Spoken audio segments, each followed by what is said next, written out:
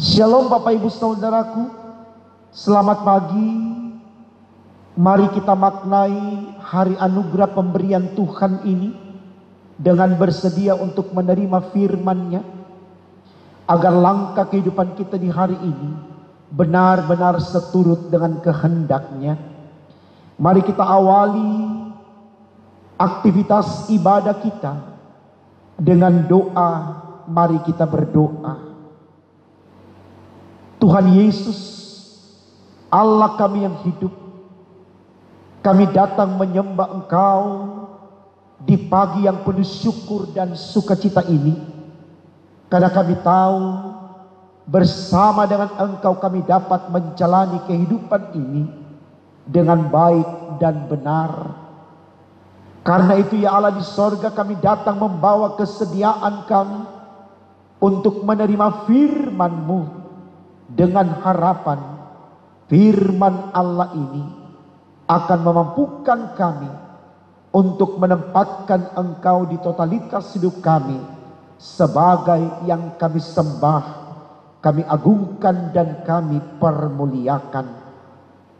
Untuk apa yang kami minta ini Tuhan, berfirmanlah demi Yesus Tuhan kami. Amin. Saudaraku, bacaan Alkitab bagi kita di hari Selasa pagi ini yang disampaikan secara sinodal dibaca dari kitab 1 Korintus 12 ayat 15 sampai 26. Demikian firman Tuhan. Andai kata kaki berkata, karena aku bukan tangan, aku tidak termasuk tubuh, jadi benarkah ia tidak termasuk tubuh? Dan ada kata telinga berkata, karena aku bukan mata, aku tidak termasuk tubuh, jadi benarkah ia tidak termasuk tubuh? Andai kata tubuh seluruhnya adalah mata, di manakah pendengaran? Andai kata seluruhnya adalah telinga, di manakah penciuman? Tetapi Allah telah memberikan kepada anggota masing-masing secara khusus suatu tempat pada tubuh seperti yang dikehendakinya. Andai kata semuanya adalah satu anggota, di manakah tubuh? Memang ada banyak anggota, tetapi hanya satu tubuh. Jadi mata tidak dapat berkata kepada tangan, aku tidak membutuhkan engkau. Dan kepala tidak dapat berkata kepada kaki, aku tidak membutuhkan engkau. Malahan justru anggota-anggota tubuh yang nampaknya paling lemah yang paling dibutuhkan. Dan kepada anggota-anggota tubuh yang menurut pemandangan kita kurang terhormat, kita berikan penghormatan khusus. Dan terhadap anggota-anggota kita yang tidak elok, kita berikan perhatian khusus. Hal ini tidak dibutuhkan oleh anggota-anggota kita yang elok. Allah telah menyusun tubuh kita begitu rupa sehingga kepada anggota-anggota yang tidak mulia diberikan penghormatan khusus, supaya jangan terjadi perpecahan dalam tubuh, tetapi supaya anggota-anggota yang berbeda itu saling memperhatikan. Karena itu, jika suatu anggota menderita, semua anggota turut menderita. Dan jika satu anggota dihormati, semua anggota turut bersuka cita. Saudaraku, tema sinodal kita dalam renungan pagi di hari Selasa ini dituliskan dalam SBU demikian, satu rasa. Saudaraku, kalau kita berbicara tentang status sosial, maka tentu di sana akan memperlihatkan perbedaan-perbedaan yang mencolok antara satu dengan yang lain. Artinya, ada orang yang terhormat lalu dihormati, ada orang yang tidak terhormat lalu tidak dihormati. Demikian juga kalau kita berbicara tentang konteks kehidupan manusia dalam tingkat intelektual, maka tentu di sana juga akan nampak oleh kita perbedaan yang mencolok antara yang pintar dengan yang bodoh. Dan biasanya kedua yang ada disebutkan itu tadi, pintar dan bodoh, akan selalu mendapatkan perhatian yang berbeda di dalam kehidupan umat manusia. Dan masih banyak lagi saudaraku perbedaan-perbedaan yang kemudian diangkat oleh manusia untuk menunjukkan klasifikasi sebagai orang-orang khusus dengan orang-orang yang tidak khusus. Saya pikir ini menarik saudaraku untuk kita renungkan. Kenapa?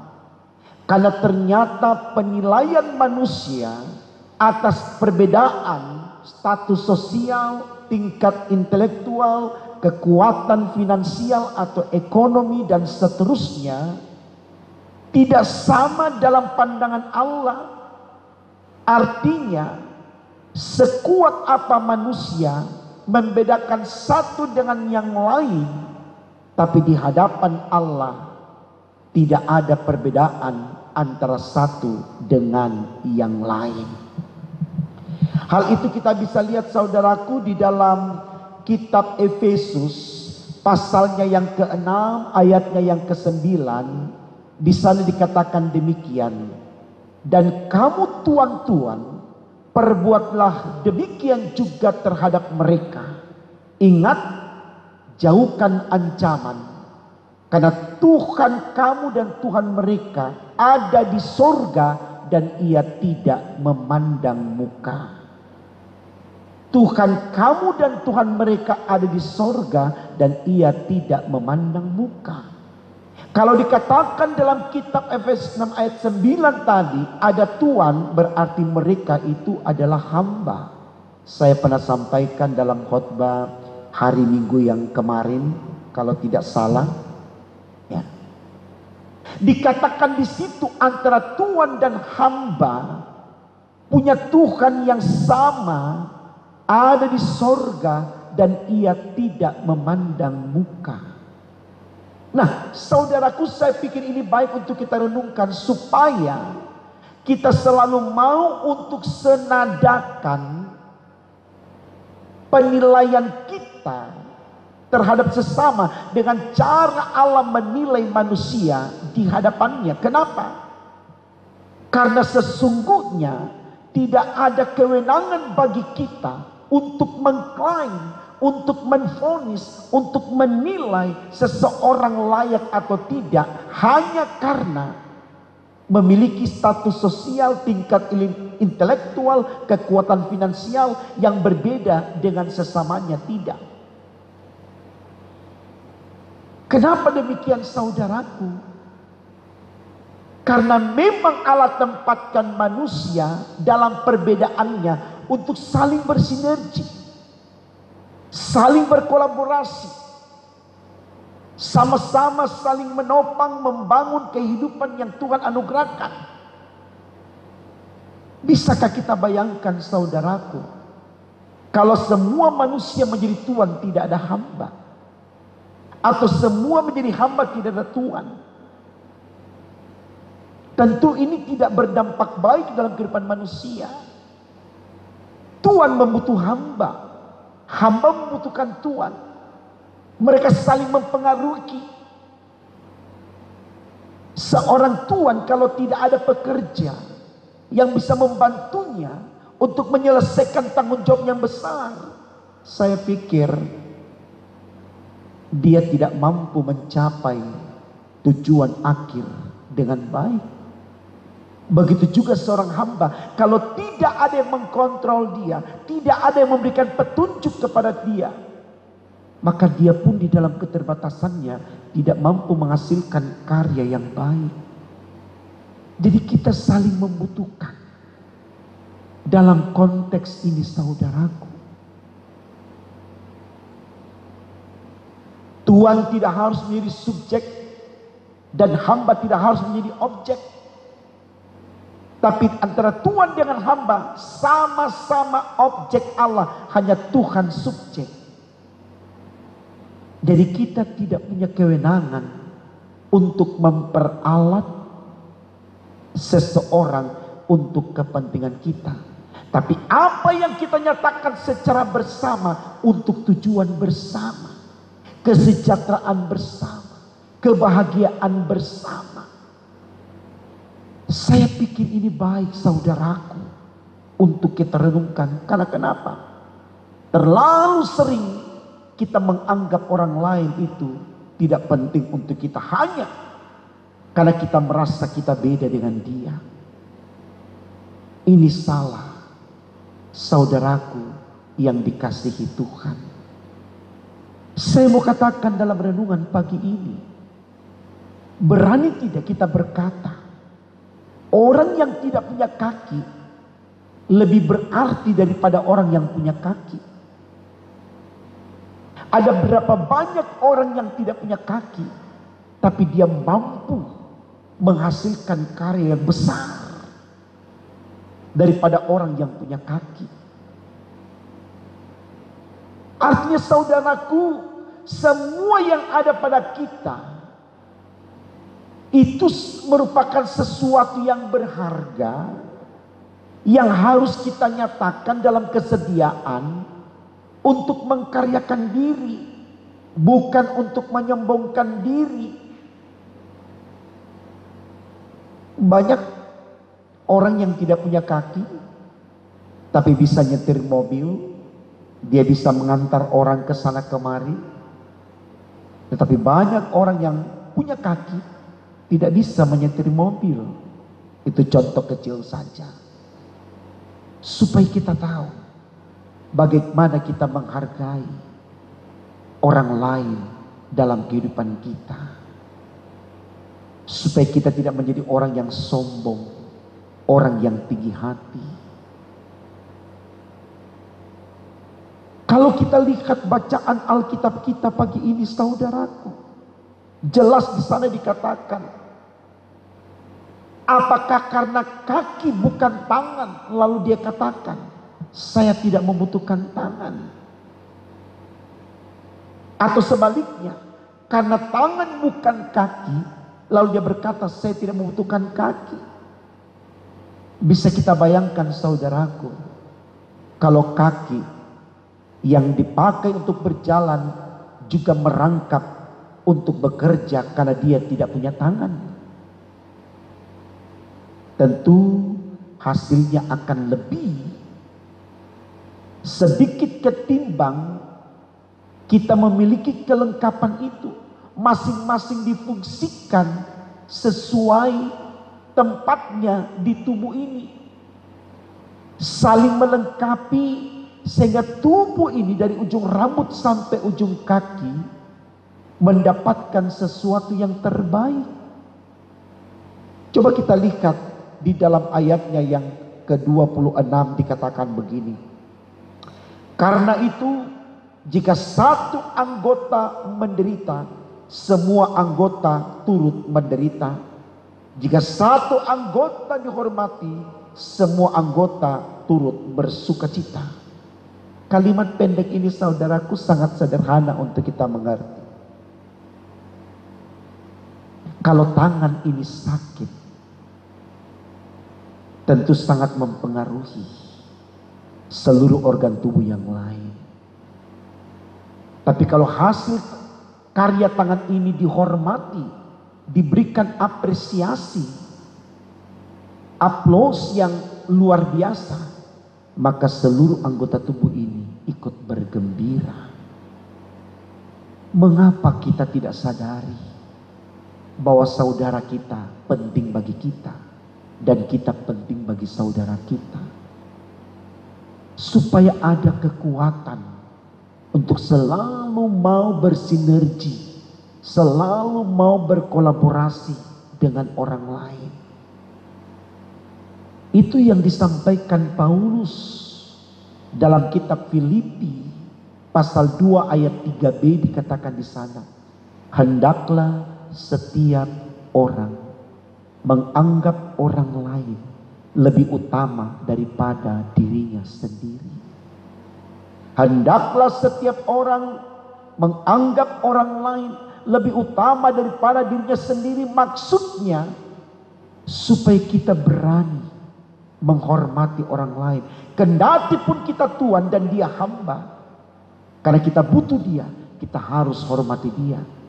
Kita sapa dia dengan ucapan selamat pagi, tapi dengan senyum, bukan dengan wajah yang bengis karena merasa kita tuan dan dia hamba. Tidak. Supaya apa? Hamba yang dihormati itu memberikan penghormatan yang luar biasa kepada tuannya. Berani bekerja banting tulang mati-matian untuk kebahagiaan tuannya.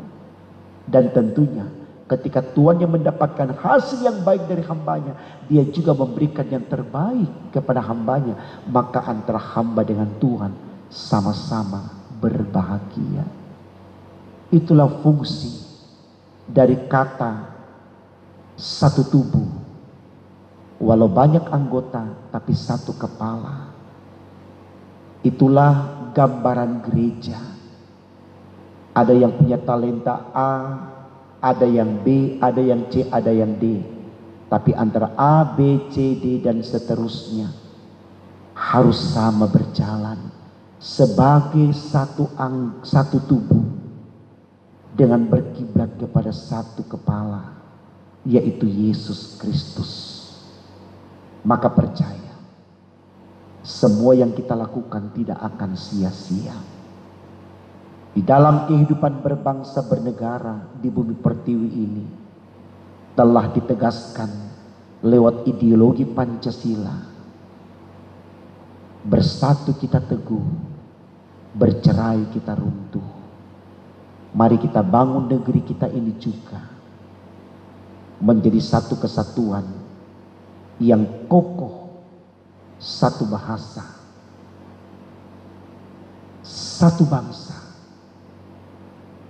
untuk kemudian kita menjadikan negeri pertiwi tercinta kita ini bangsa yang merdeka, bangsa yang bahagia, khususnya di dalam menghadapi wabah virus corona ini. Semangat untuk bersatu saudaraku, maka kita akan bisa keluar dari derita corona yang masih membayangi dan terasakan dalam kehidupan kita saat ini. Tuhan memberkati firman-Nya. Amin. Mari kita berdoa. Tuhan Yesus, jujur kami katakan kepadamu, terlalu sering dalam hidup ini kami merasa kami lebih berarti dari orang lain. Sehingga dalam situasi itu kami menjadi sombong dan tinggi hati. Kami merendahkan orang lain, kami mencampakkan orang lain. Kami mohon ampun untuk semuanya itu Tuhan. Dan biarlah di hari ini Tuhan, sebagai pribadi, keluarga, anggota masyarakat, pekerja, murid, atau sebagai apapun di kehidupan kami, dimanapun Engkau hadirkan kami di dunia ini, kami benar-benar hadir sebagai pribadi yang menyatu dengan kelompok manusia yang lain, sehingga kami selalu menjadi orang-orang yang memberi diri bersedia untuk menghormati, menghargai, dan menganggap orang lain penting di dalam kehidupan kami ini. Tolong kami Tuhan, khususnya hari ini, agar sungguh loyalitas dedikasi hidup kami selalu berarti untuk kemuliaan nama Tuhan, karena dalamnya Tuhan memberkati kami. Terima kasih Allah di sorga. Ini doa kami sempurnakan dan kabulkan, karena kami berdoa hanya dalam nama Tuhan Yesus, Allah kami yang hidup, yang memimpin kami beraktivitas hari ini demi untuk kemuliaan nama-Mu. Amin.